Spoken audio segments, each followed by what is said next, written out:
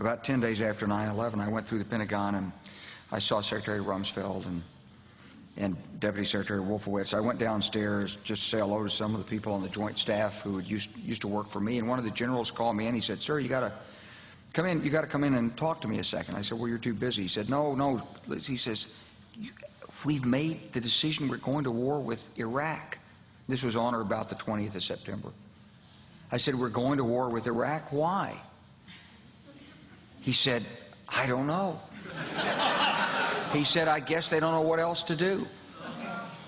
So I said, "Well, did they find some information connecting Saddam to Al-Qaeda?" He said, No. He says, "There's nothing new that way. They just made the decision to go to war with Iraq." He said, "I guess it's like we don't know what to do about terrorists, but we've got a good military and we can take down governments." So I came back to see him a few weeks later, and by that time we were bombing in Afghanistan. I said, "Are we still going to war with Iraq?" And he said, "Oh, it's worse than that."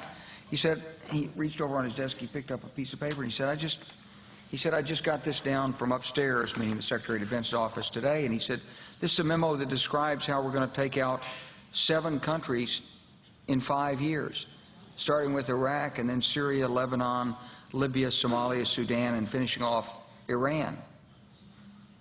So go through the countries again? Well, starting with Iraq, then Syria and Lebanon, then Libya, then Somalia and Sudan, and then back to Iran.